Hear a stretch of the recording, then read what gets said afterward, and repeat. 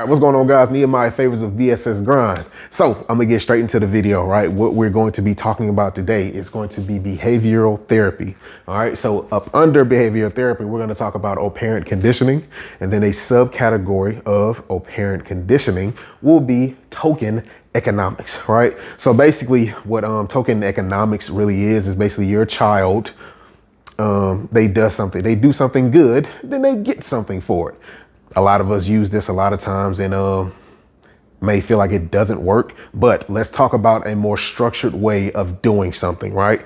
So a lot of times we feel like we have a lot of undesired behaviors that come from our child due to basically we're spoiling our children, right? Not providing enough discipline and structure. So some benefits of doing this token economics or this technique that I'm about to talk about will be establishing more of a parent to child relationship, right? So we might feel that the child sometimes runs our home. They really get what they want because we don't want to deal with the stress of really correcting the bad behaviors or the stress or of the emotional outbursts, basically, because the next benefit or one of the benefits of this will be to limit the number of emotional outbursts. So let's say crying in the store, falling out in the store, and all these different things like that, right? Where we just can't get our child to do what we really want them to do is to act like good children, right?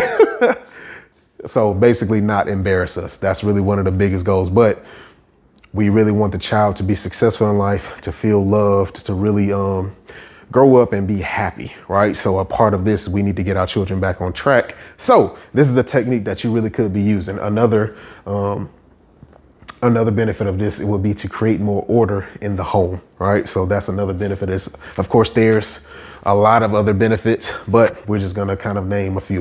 All right, but so how this goes, right? The point of this is to correct undesired behaviors, right? We just talked about that. So how we do this, right? So we create an incentive system, right? So we're going to incentivize them.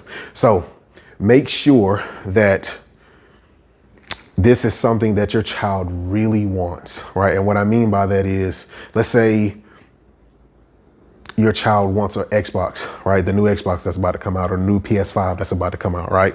And they say, Mom, they really want this, right?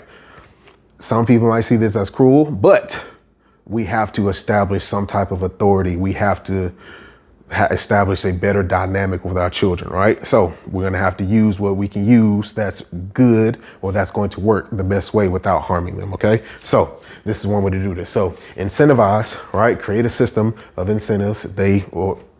We'll talk about that. But it says setting boundaries, right? So basically what they can and cannot do, what's good and what's bad for us to do. And then of course, consequences for breaking the boundaries, right? So we talked about incentivizing, right? So the next thing on this list would be to, what are the undesired behaviors that's going on? The things that's going on in school, they might not be sitting up in class and paying attention or doing their work. Their homework might not be getting done. They might be what I talked about earlier, where they're let's say falling out in the store, or they cursing at you. They talking at you crazy. They're calling names. They're hitting other children. They're doing a bunch of different actions that's just, it's out of order, or they just are very undesirable. So what we do is we sit down and we write all of these things out. I want you to physically write all of these things out. Sit the child at the table with you and talk to them, right? About all of these things that's going on that you do not desire. So say, son or daughter, I'm gonna get you that Xbox, all right? But the way you get this Xbox, right, is you have to follow these rules, okay? These are the actions that's going on. You're doing this, you're doing this, you're doing this, you're doing this, and this is not the best way, or this is wrong. Let me just be frank with that. This is wrong. This is not what you should be doing, right? So after you tell them what is wrong, I want you to actually talk to them about how to correct the action, right? So you can role play, right? You can do some things like that when you can really simulate the actual action or the situation that's going on, so that you can show them themselves. And then also it gives you the opportunity to really teach them what you want them to do in a situation, right? So this can create a better dialogue a better communication system between you two, right? So they can understand what's going on. It really gives you time to really talk to them and see what's going on in their head. So it helps out in a few different ways. Okay. So talk to them about what they shouldn't be doing. You can role play, all that good stuff. And then of course, tell them what they should be doing. We don't need to just take away an action, right? We have to fill that takeaway or that void with something that's positive or good, right? Don't do this. Okay, so what do I do next? I don't know what to do with my child. We have to give them something that they're supposed to be doing. All right, so make sure you really key in on that also. All right, so look, of course, that comes with the setting boundaries, right? Of course, now what happens if we break these rules, right? Or these things don't happen? So now the duration of this therapy, right, would be, let's say 120 days, right? So they say, look, you have 120 days, right, to get 100 and you have 105 tick marks, right? So let's say you actually write down every day, right? You go to the board, right? And you say, you got one, you did good today. And none of these actions showed up, right? Or you can focus on one action for a couple weeks at a time, right? Hear me out. Focus on one action a couple weeks at a time. So you don't want to just throw everything at a child all at one time, right? So some kids can handle that. Other kids can't, right? So let's focus on one thing at a time. That's another option for you. So you have this many days to get this many tick marks, right? Boom.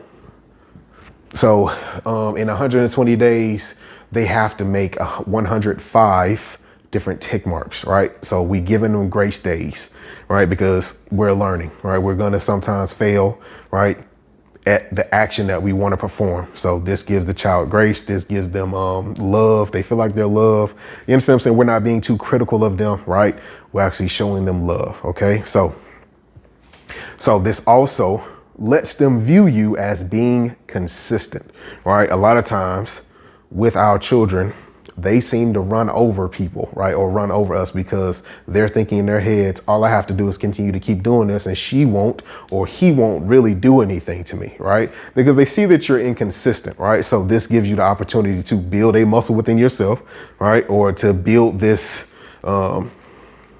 dynamic, right, between you two, let the child know, look, I'm not playing, right? Something gonna happen if you don't get this together. You understand what I'm saying? All right.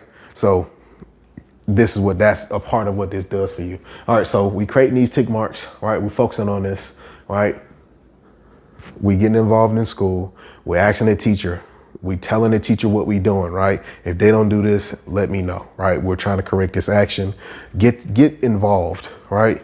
Right. Get involved with your teacher. Get involved with the people that's around them to help you with this situation at times, right? So with correcting an action, an undesired reaction, right? Sometimes we have to have a support system, right? So in SEL, so social emotional learning. So I teach at elementary school, right? And I help kids with dealing with their emotions. So I am a part of their support system, right? I check in with them in the morning. I monitor them throughout the day to help them out, seeing what's going on with them. And then there's a checkout, right? I'm a part of the support system. I work with the parents. I work with the teachers, right? I work with the staff, right? So everybody is in on this to a certain degree, right? We're supposed to be helping each other. You have to become a part of the support system, right? To not just putting it on other people, but you get involved with it, okay? You get people along with you to say, look, I want this to change, right? My child might have been doing bad at first, but we're going to make an effort to change the action. All right. So that's a good thing. That's with that too. And I think that, I think that might be it for what I had. I'm still going though. But anyway, though, all right, that's it for today. All right, so that creates this system for you. It's really structured. It can really help out with a lot of things. If you have any questions, comment below. All right, some people you might be seeing this, go to BSS Grind on Facebook. There's God_has_a_trumpet at Instagram. Everything will be in the description below. I'm not going to go through all that. Anyway, if you want coaching, if you want help with your children, certified life coach, I'm SEL coach, minister, personal trainer. I do a lot of things. So if you want coaching for yourself, child or anybody you may know, you can recommend them to me. Go to the website below. Links will be in the description. All right, let me ask you a question. Why don't you get on the grind? BSS Grind, we out.